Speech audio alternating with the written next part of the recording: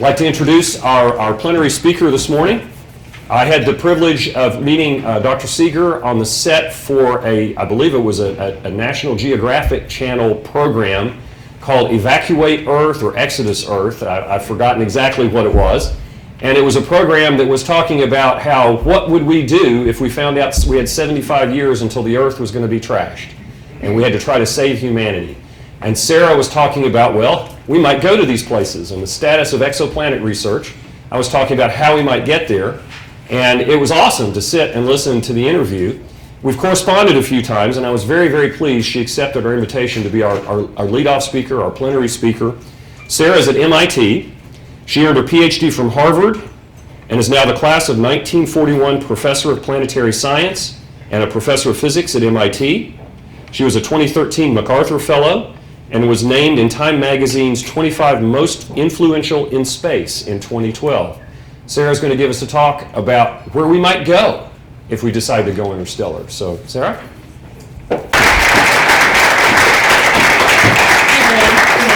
Here's a real photograph of a dark sky. I don't need to tell you that every star in the sky is the sun, and that if our sun has planets, we naturally expect other stars to have planets also, and they do.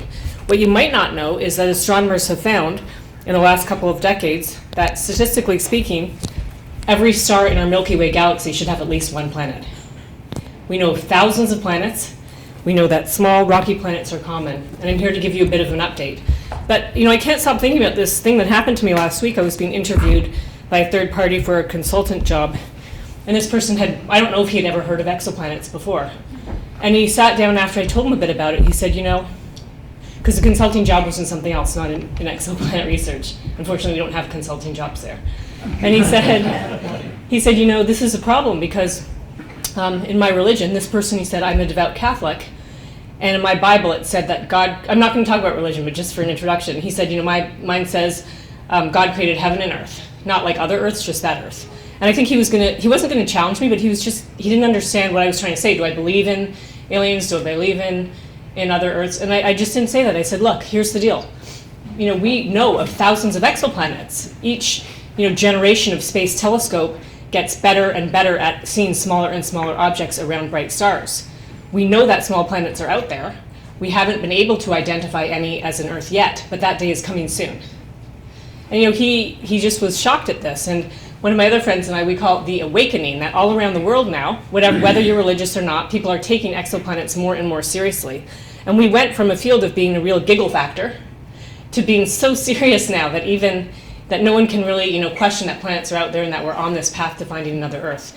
And I'm here today because I actually believe what Les said at the beginning, that all of you here and all of us, we're laying the foundation for future generations to go to the stars.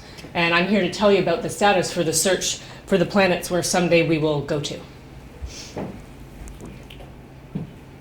Okay, here's what I'm going to talk about. I know I'm not going to get through all of it, but I have one cool thing to show you to get started with. And that is about the planets and where they are.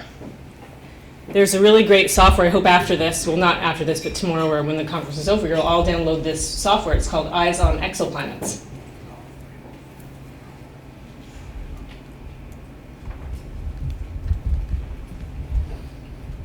Just give me a second because I'm going to give you a quick demo of it.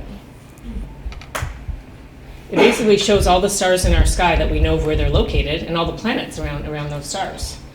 And it helps you kind of get a picture of what we really know about exoplanets today. So when it starts, it's going to zoom away from our planet Earth. It's showing you the map of the stars in the sky. These are all the stars around us at 1,000 light years. And it's going to keep zooming outwards. Looking at all the stars where planets have been discovered, our sun is at the center. So it's going to zoom quickly outward. There's what we think our galaxy, our Milky Way galaxy looks like. And just so you know, most of the stars with planets we know of, they're only in this tiny little radius around our own sun. We can't see planets that far away, but nor would you want to, right? Because it's going to be hard enough to get to the nearest stars, let alone the further ones. So what you can do with the software is every bright point actually has a planet around it. And I just chose about 3 of my favorite ones to show you. I'm going to search for them.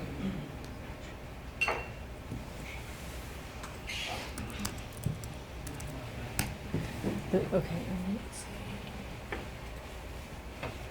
Okay, the first one I searched for is a sun-like star. It's smaller than our sun, called HC 189733. And now it zooms into where the actual star would be. By the way, can we dim the lights a little here? Because I don't think we can see it as clearly. So it's showing you the planet's orbit, and it, okay, they put the sound as, we can compare it to our solar system, and look at that planet's orbit around its star, and see where Mercury is?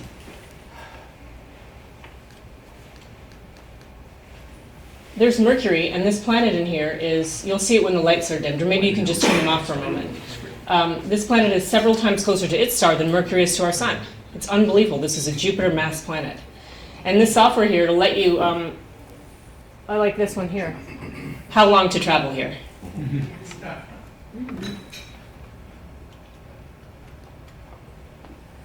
Automobile, 60 miles per hour, 700 million years. It's just a little thing that lets kids and others figure out like how far the stars are away. They're really far away. Most of the planets around stars that we know of are really quite far. There you go, light speed, 63 years. Did it right the first time, go back.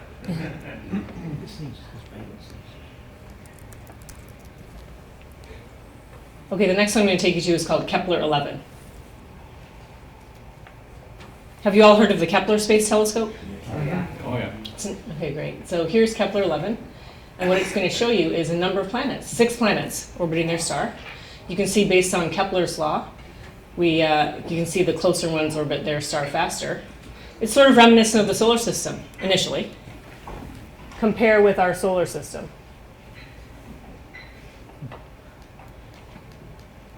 Look, this is Venus's orbit here. So this system has 6 planets interior to what would be Venus's orbit, and 5 of them are interior to what would be Mercury's orbit. We call this one a compact multiple object system. Compact multiple planet system. It's just actually, the selection effect is to find planets that are close to the star. It's harder to find ones that are further away for a variety of reasons. And it's incredible to me how diverse exoplanets are. I only showed you 2 actually so far. This really hot Jupiter, and I showed you this compact multiple system.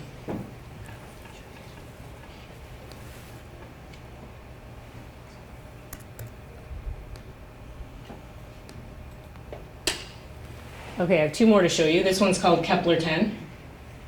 Actually, I'll make this the last one. You can look at this later yourself. Kepler 10 has 2. See the one really tight close to the star? That's about an Earth, a little bit bigger than Earth, more massive than Earth planet. And it is so close to its star that its orbital period is only less than 1 day. Let's speed this up. Okay, that's Now we can see Leave it. it. Good. Don't turn it. Leave the cat lights Okay, down. I'm gonna too. have to go back and do another couple of things. So you should definitely leave the lights down. Look at that, less 0.85 day orbit in that Earth, hot, we call it a hot Earth, hot super Earth. It's so hot we think its surface may have liquid lava lakes. It's heated from the star, hot enough to melt rock essentially. That outer planet is even more interesting, Kepler 10c. And that planet is about 15 Earth masses. Now, typically to date, all the planets we found that have been 15 Earth masses have been low density. We think that when a planet forms, it accretes rock and ice or rock and other solid material until it gets so big that it gravitationally sucks in all of the material around it and has a runaway growth process until it ends as a giant planet. That was the initial thinking. But that planet, Kepler 10c, on the outer orbit there, it's remarkable because, you know what? It's a 15 to 17 Earth mass planet, and it appears, because of its density, to be predominantly rocky. So no one understands how we could have such a massive planet. So what we're seeing here is, science fiction becoming science fact with massive planets and hot planets, and pretty much any type of planet you can imagine is out there somewhere. I guess I'll show you one more, given that now we have the lights down. Actually, no, I'm not going to, because I want to move on with the rest of my talk. You can fool around with this later, but the point is that it shows you, visually speaking, that there are so many stars out there, and we know of thousands of planets already, and each planetary system is somewhat diverse. Now, what's interesting is if you give this software to children, they just start clicking around on all the stars, and they learn, because they're sort of born like in the computer age, and they fool around with it, and they start clicking on stars, and what they're looking for is planets that orbit in the habitable zone. This will sort of overlay the habitable zone, which most of the planets are not in the habitable zone. They're much too close to the star. And they start to realize that you would see if you clicked around and spent an hour clicking, there's lots of planets in their habitable zone. We don't know if they're habitable. But the fact to me is amazing that people growing up today, to them exoplanets have always been out there. And even planets in the habitable zone now are something they're just taking for granted.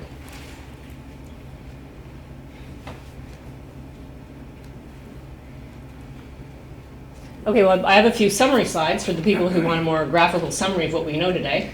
This is a plot showing you planet mass and Earth masses. So one Earth mass is here, and it's a log-log plot, so it covers an enormous scale. This is semi-major axis.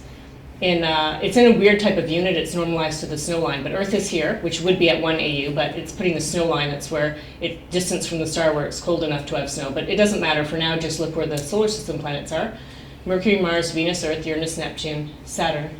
Jupiter is buried here. And this is an immense plot. It covers many orders of magnitude, and all these different symbols are different planets. The different colors show you different planet finding techniques, which I'm not going to go through. I just want you to see that each technique, as shown by the different symbols, gets a different part of mass semi-major axis space. What I want you to walk away from this plot is that there are so many planets out there, and they essentially cover almost all masses and all periods or semi-major axes that we can think of.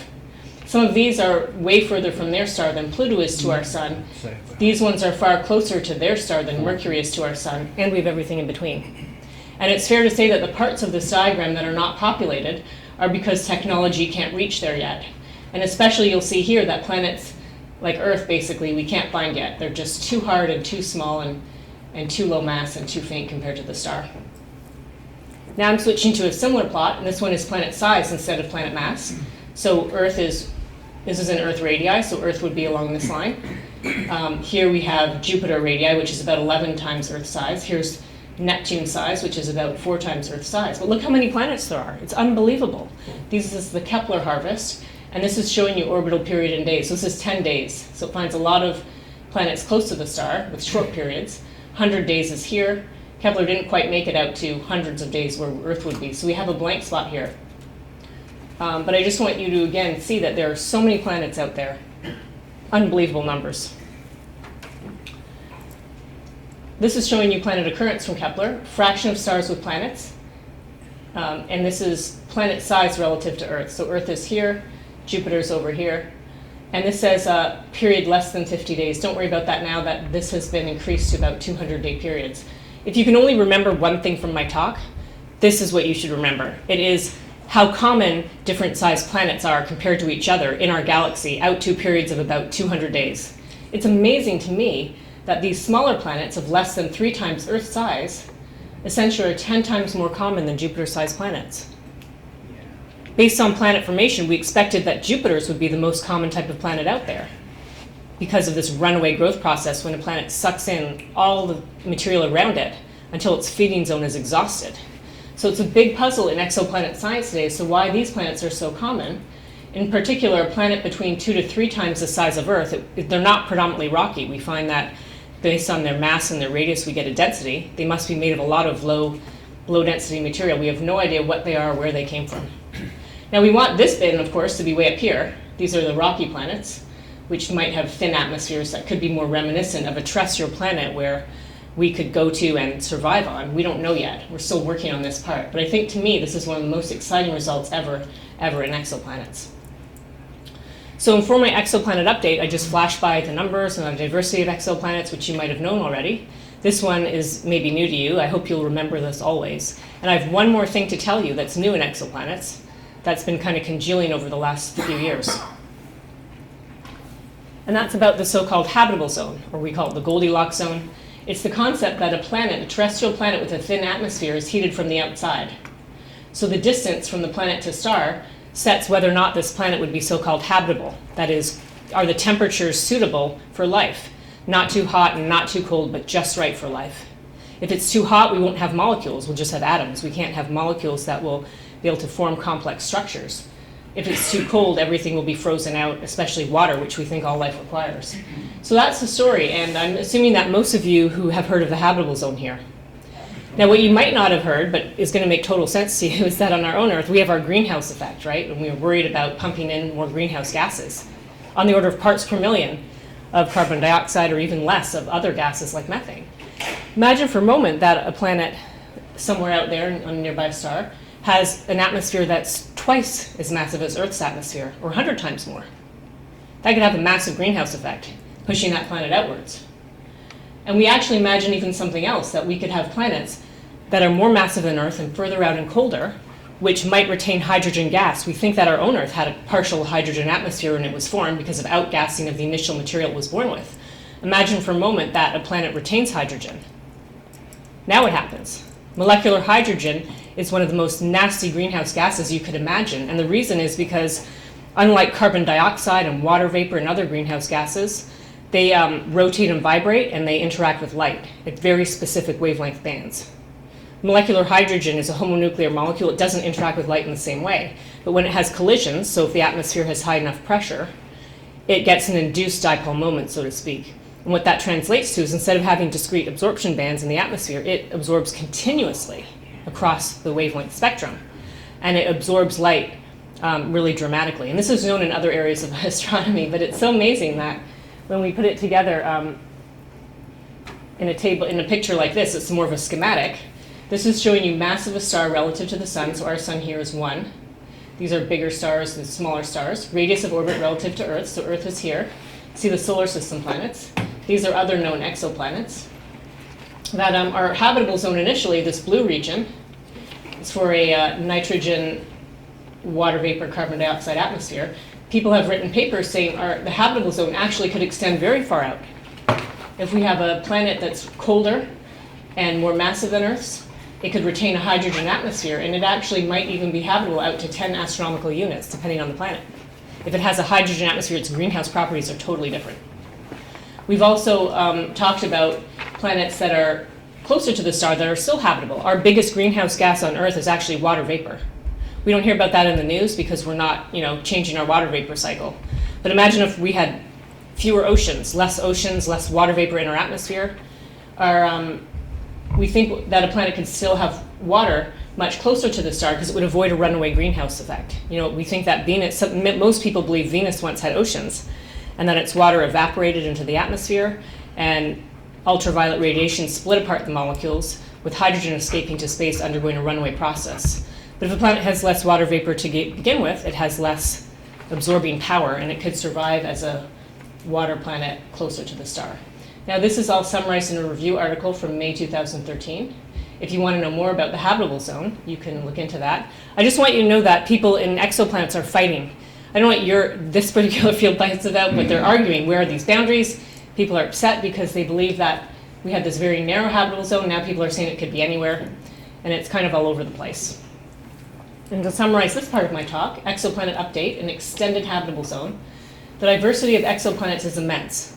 All masses, sizes, and orbits that are physically possible appear to exist. The atmospheres are expected to be similarly variable. We don't know what sets the initial mass of a planet atmosphere, and therefore, because of the greenhouse effect, exoplanet habitability could be planet-specific. So although we always envision going to visit a planet that's Earth size and Earth mass with forests and oceans, that's what we might need as humans, but there could be many other types of planets out there that we're just starting to understand could be a suitable place for us to go to. Exoplanet update. We know how common small planets are. Actually, one of the things we're trying to understand is, does every star have an Earth-sized planet? Or is it 1 in 10 or 1 in 100? We're trying to get a handle on that. The numbers are still kind of all over the place. Earth-sized planets and habitable zones of sun-like stars could be between about 5% to 20% of sun-like stars could have an Earth-sized planet. We're working on that number for a variety of reasons. We don't have it measured exactly. We have to extrapolate. For very small planets, small stars rather, the number is more like 15 to 40% based on Kepler data. Okay, how and when will we find another Earth? So what I'm going to do here is tell you about two different ways we're going to do it. One's a kind of shortcut way, and that's what we're going to do first. It's sort of ongoing right now, and our shot of finding another Earth, depending on how we define Earth, could be coming up really soon. Just to remind everybody, we're not going to be getting the beautiful Apollo image of Earth. We're going to see this. This is also a real photograph. This is taken by the Voyager 1 spacecraft at 4 billion miles away. And Earth would just be literally one pixel, one pale blue dot. And this is scattered light in the camera optics of Voyager 1.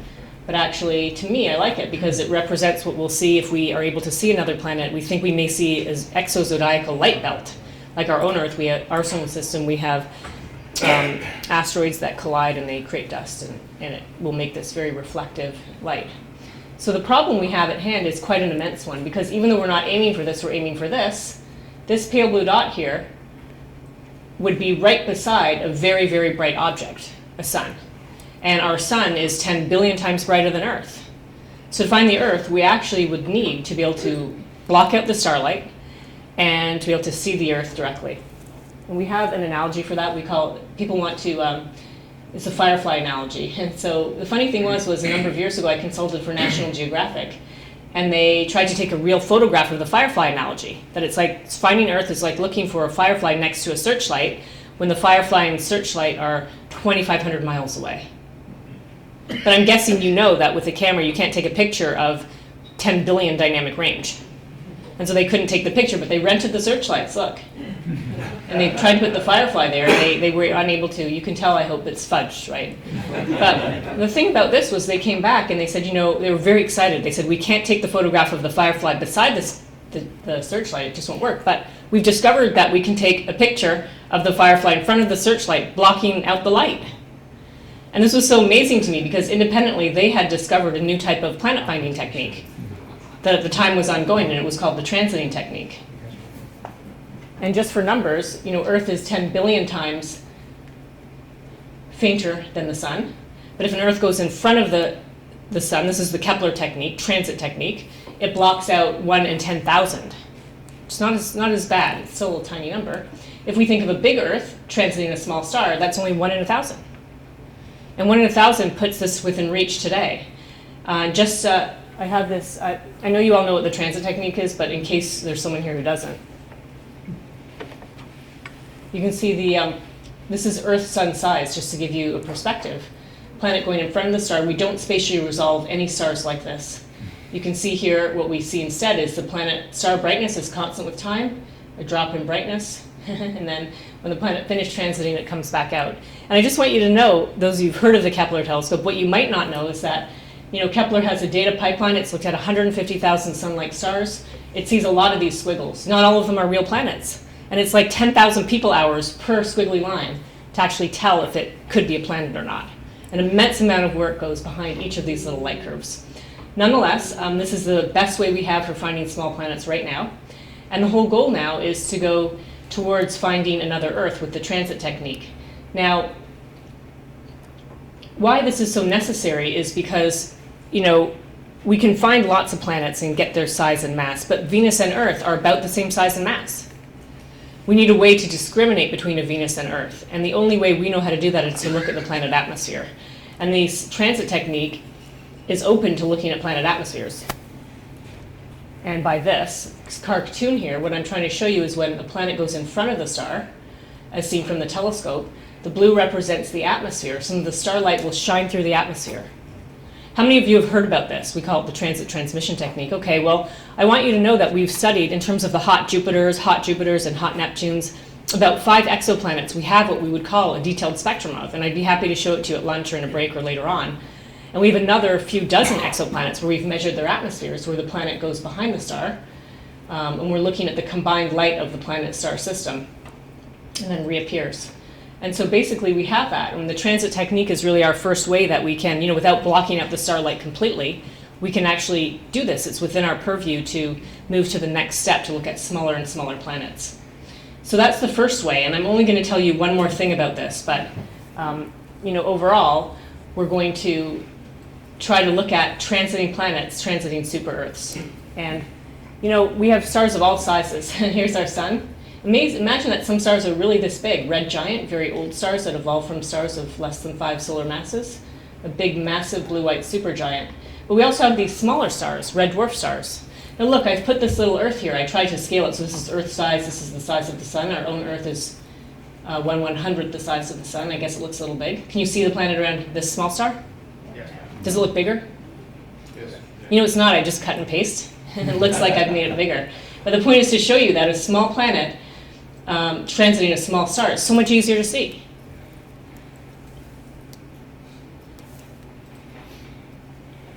Now, so those are the easiest stars, small stars, to find small transiting planets around. And if you look here, it's a schematic of the habitable zone.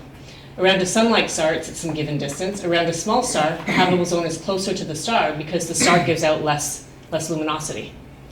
So the first search for an Earth 2.0, it's not, maybe we should call it like Earth, Earth 2.5, like it's a different type of planet. It's a planet orbiting in the habitable zone of a small star.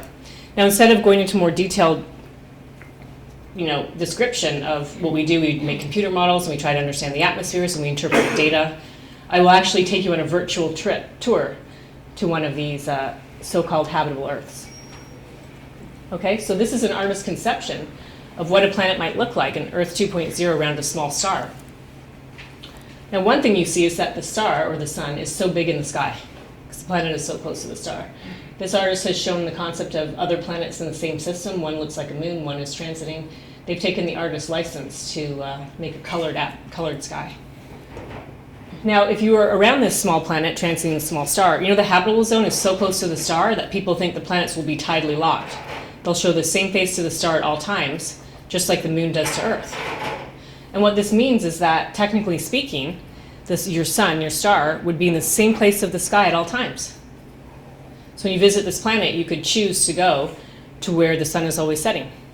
Or for the astronomers, they would go to where it's always night. You go where it's always daytime. What I like about it, though, is the year would be very short. Remember, the planet is closer to the star because the star gives off less luminosity. And so a year could only be 20 days. That's good for astronomers because big discoveries seem to always happen right when the sun moves into your field and it's daytime where you're looking. So that would be helpful for us. But on the other hand, thinking of visiting one of these stars, planets around these small stars might not be such a great idea because of stellar flares. Many of these M stars are active. We're trying to search and see, is there any such thing as a very quiet M star? They tend to have more flares and more activity. Maybe that life can only survive on the dark side, where it's protected from the solar rays. Maybe only subsurface, I'm not really sure. Now, other people complain about these small planets around small stars. They say, well, the planet formation timescales of water delivery, they think nothing will ever work out. But I'll tell you one thing is that looking at the most favorable star type, a small star looking for the most favorable type of planet, a big Earth transiting a small star, using the most favorable planet finding technique, that's all within our purview right now. The shortcut to Earth 2.0 is super Earth transiting a small star. And I'd like all of you to know that there's an MIT-led NASA mission called TESS. It's a $200 million Explorer-class mission. It is basically going to launch in 2017. There's no new technology, only one deployable, these solar panels. It's got very glorified, specialized telephoto lenses with giant baffles. It's going to look at 90 degrees by 30 degrees patches on the sky at one time. It'll look around the whole sky, looking at millions of stars for transiting planets. Basically, the main exciting thing about the TESS space mission is it'll look at the closest 1,000 M stars for transiting planets. And we'll be able to look at their atmospheres with the James Webb Space Telescope after it launches in 2018. Okay, so just for you to know and something for you to walk away with, how will we find another Earth Part 1? We'll use transits, the most favorable planet finding technique. We'll search small stars with habitable zones close to the stars. We'll consider super Earths. When? Well, the TESS will launch in 2017. It's a 2-year all-sky survey. I just want you to know this. I got to say this with a bit of a grain of salt here, but I don't think anyone could have told you this before this year or last year. If an Earth exists around a small star, we have the capability to find and identify it by the very early 2020s. Yes? I'm sorry, how close? Close to here? In other words, yes. What range from Sol? Hundreds of light years. Okay. So you're not talking about doing a comprehensive all-galaxy survey? No. Okay, got it. All-sky survey for the brightest stars. It'll focus on bright stars, but it's still far. Okay. So I don't have too much time left because I wanted to make sure I left 10 minutes for questions, and now I'm going to get to my absolute favorite part of my talk. And this is my reason for existing for, let's see, an 18-month period until the end of January. But the point is that transits are only the first part of a long story. They're limited to planetary systems with a fortuitous alignment. Okay, the transit planet has to be going in front of its star as seen from our space telescope.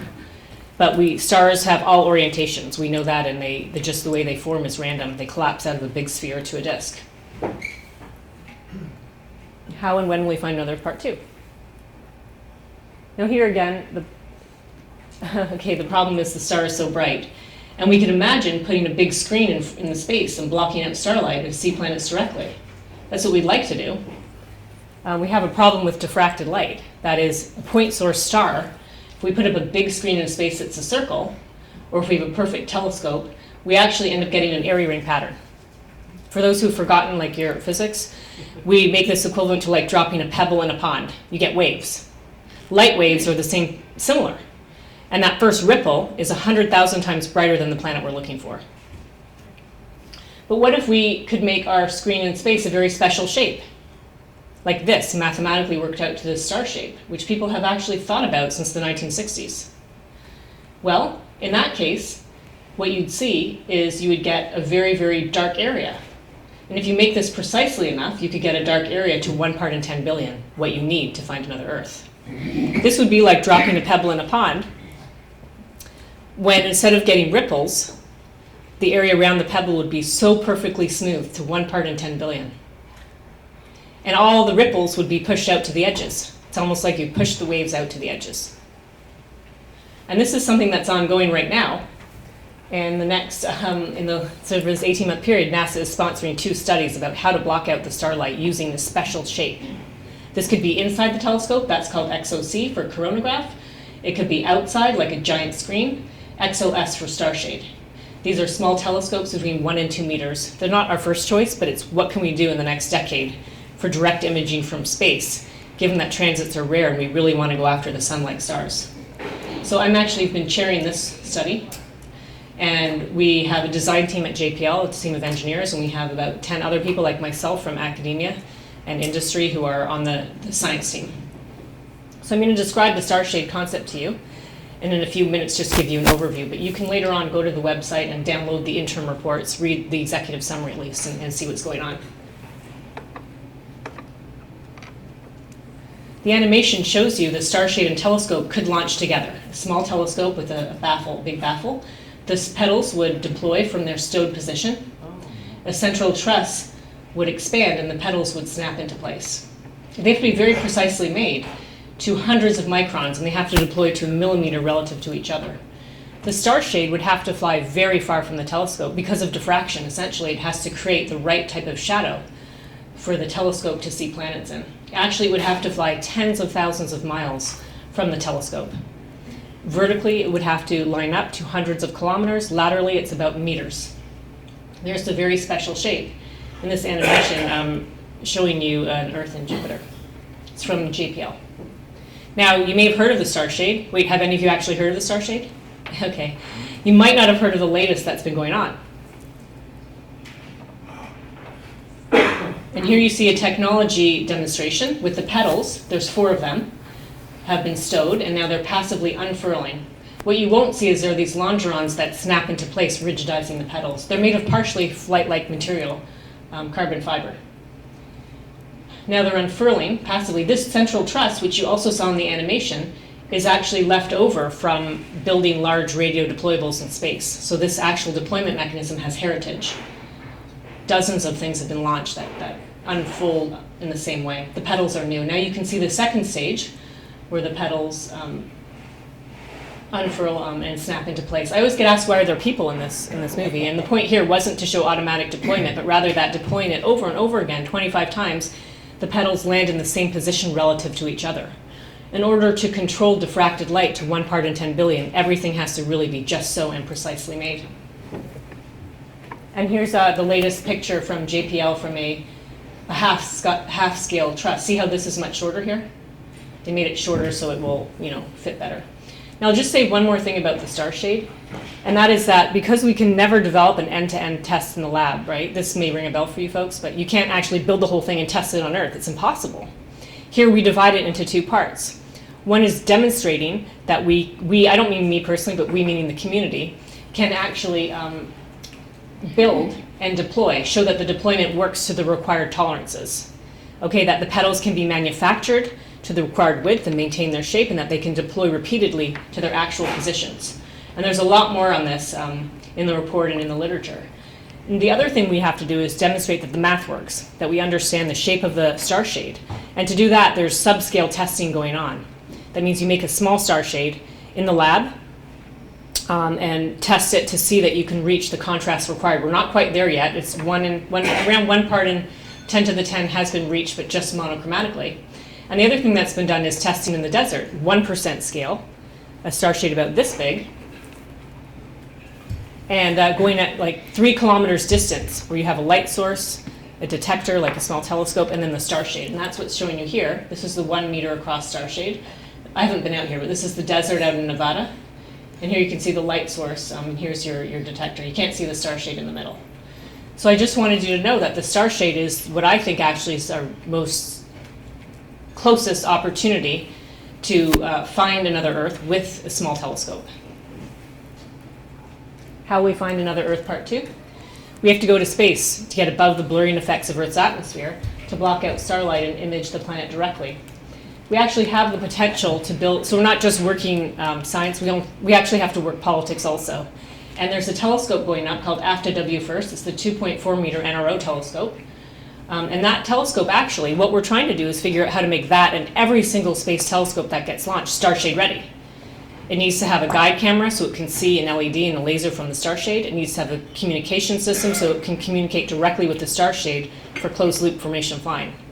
And that's what we're doing. We're trying to figure out what it takes to get AFTA-W First starshade ready so that later on we can launch a starshade that can rendezvous with the telescope. And with this setup, we'd have access to about 24 sun-like stars. And just like I said before, again, if there's an Earth, we'll be able to find it.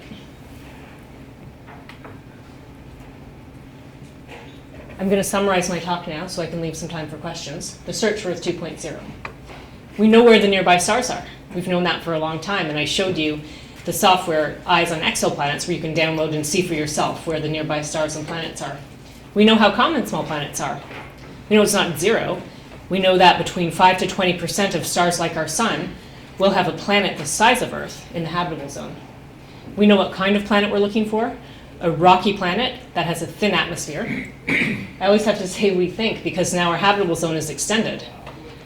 We know how to find a planet like Earth. I skipped that part of my talk, but it was via spectra. And we're developing the required space telescopes. So the thought I want to leave you with that you may not be able to get anywhere else is that, I will summarize it one more time, but when we're looking for a transiting super-Earth around a small star, that's happening now. Test spacecraft is being built. We're going to find transits around the nearest M-stars, and we'll look at their atmospheres with the James Webb Space Telescope. We have to get really lucky to be able to find and identify a planet that might be like Earth. Every one of the stars, if all of the M-stars have planets, and they all have planets in the habitable zones, and all of those have life on it, and half of that life produces spectroscopic signatures we can detect, we'll have our first shot at finding another Earth with water vapor and signs of life on it in the next decade. I talked about the starshade being the most, I didn't explain why, I can tell you in the Q&A, it's the best chance we have with a small telescope to be launched to find another Earth. And even in that case, it's the nearest handful of stars, the nearest dozens of sun-like stars we'll have to search. And that's what was in our purview today. Thanks for your attention.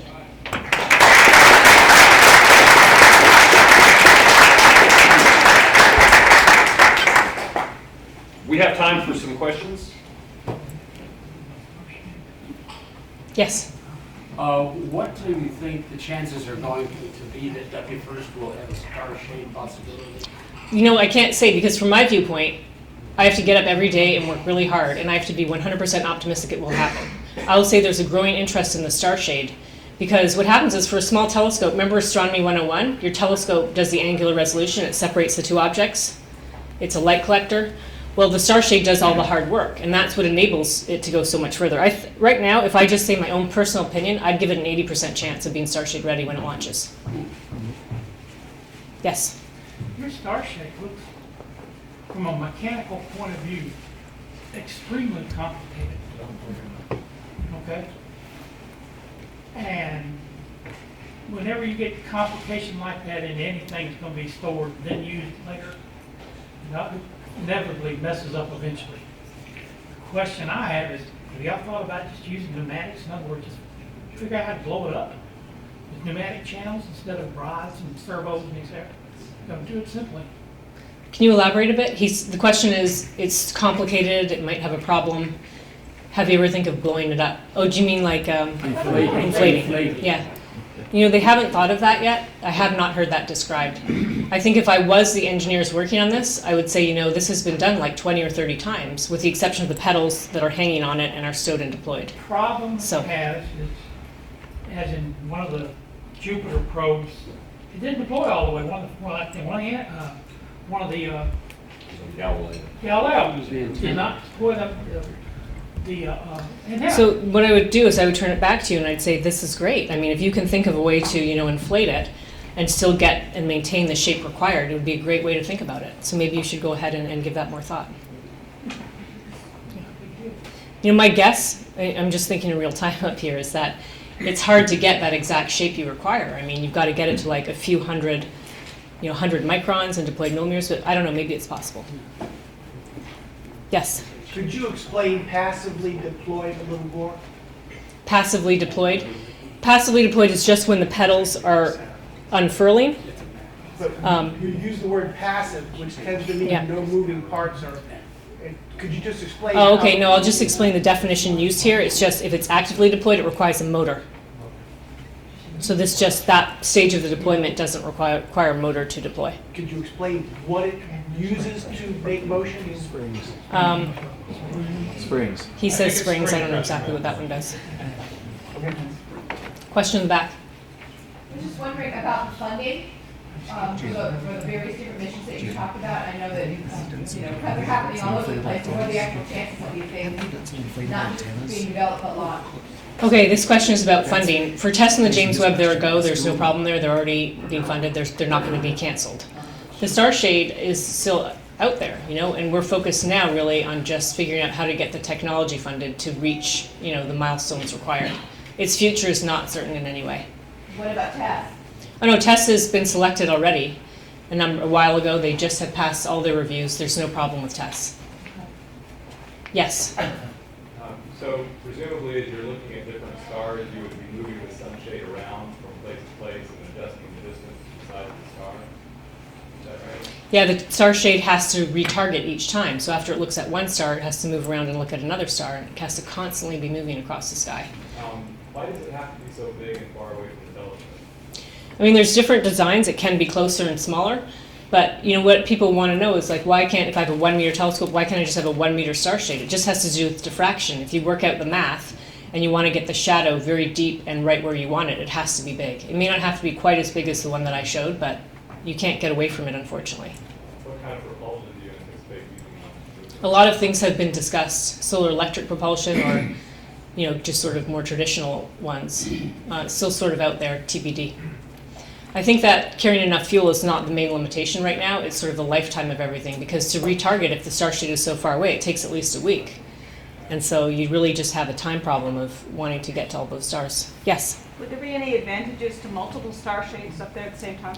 Would there be any advantage to multiple star shades? Yes. If we could launch a whole bunch of star shades, we wouldn't really have as many problems if one of them didn't deploy, or if we didn't have, you can always have one lined up ready to go. Probably time for one more question. Okay. Okay, back there. Well, I just want to offer maybe a countering opinion. I worked with Les in the Special Propulsion Program, and we designed and built and deployed a vacuum chamber. A deflatable and a mechanically deployable structure. We really found neither one to be that much more preferable than the other. So it looked like from your design, it had a lot of Harris radio telescope heritage to some of its architecture in the center of it, which really has a lot of legacy to it. So as far as risk, I don't think that deployable should necessarily be better. Have maybe a longer distance you can take it for lightweight, but as far as reliability and deployment.